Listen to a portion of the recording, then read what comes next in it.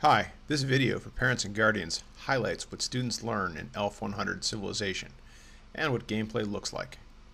Science and technology are critical in Civilization. A tree structure is used to chart the additive nature of technological development, with mining, for example, being a precursor to metalworking. The technologies here are real, as are the products they enable. At the end of ELF 100, players will understand the importance of scientific development and the key technologies of early civilizations. Early in the class, players do several directed play experiments to isolate the effect of key civilization parameters. In week 1, players explore the outcome for a civilization that focuses on agriculture versus an identical civilization that does not. Civs that focus on agriculture produce a food surplus, and ultimately their population grows larger. Here in week 2, we see an experiment on the impact of technology. The civilization we see here focused on the development of the technology for archers and spearmen. While this makes them more militarily effective, it also means the civilization is smaller and poorer than those from week 1 that focused on agriculture. The key lesson here is that a civilization is a complex system, and you can only invest in one area at the expense of another. Our next example is completely different. We're playing as Venice, which is a city-state. That means you can't expand by conquest or by building new cities. Venice has, however, bought off Wittenberg and installed a puppet government. This is called soft power and requires money, cultural strength, and more money. Money comes from trade. Venice has trading partners all around the Mediterranean. That wealth can then be parlayed into political, diplomatic, and scientific alliances. Venice can never be a military powerhouse, but it can and did rule Europe with commercial, cultural, and scientific leadership. The lesson here is that power isn't just military might. Our next example illustrates the idea of geographic determinism, or the idea that civilization's geography heavily shapes its destiny. Players do a scenario as Polynesia. Land is scarce and resource poor. Distances are huge, and marine technologies are obviously critical. There are no nearby civilizations to trade with you or threaten you. This means the optimal strategy for Polynesia is very different than that of a civilization in Mesopotamia or Central Asia. In the game, as in real life, there is no single optimal solution. Adaptation is the key. In the second half of Civ 100, we play multi-hour historical scenarios. The first is Rise of the Mongols, which recants the rise of the Mongol Empire.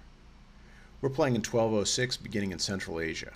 The scenario is realistic, with the Silk Road, a divided China, challenging invasions of Japan and India because of the sea and Himalayas respectively. Travel distances are huge. After this scenario, players will have a sense of Asian geography. They'll have experienced the cycle of conquests that yield spoils that fund the next conquest that built many of the ancient empires. They'll also have made the hard strategic decision about dividing their forces and experienced the challenge of keeping a large, diverse empire happy.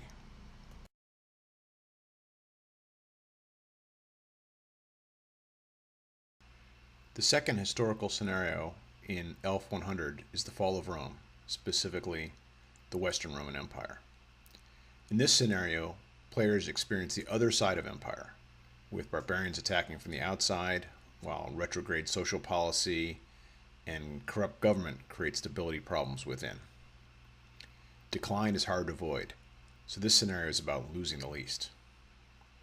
We are, of course, playing on a real map of Europe, with rivers and cities in their true locations. Roman Lutetia is Paris, and Frankish Cologne is modern Cologne, Germany. At the end of this scenario, players know their European geography, including the strategic location for forts. The Western Roman Empire is here too, based in Constantinople.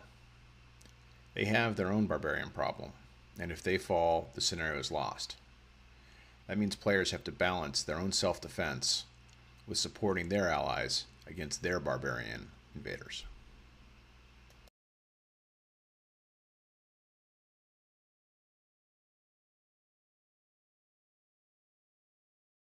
The second clip from Fall of Rome depicts a very successful defense of the empire. The Vandals around the Strait of Gibraltar have been wiped out, freeing garrisons around the Med to fight off barbarians from the north. Spain and France are totally secure. The Celts have been pushed back to Great Britain, and the Franks are confined to Germany and the Low Countries, areas Rome never really conquered in real life. The bad social policies that also plagued the real Roman Empire are still there, but this is a much better outcome than befell the real Rome. It's likely players will finish with a result something like this, and it begs the question, how would the world be different today if the Roman Empire hadn't collapsed? If you'd like to know more about enrichment with games, go to the website elf-enrichment.com.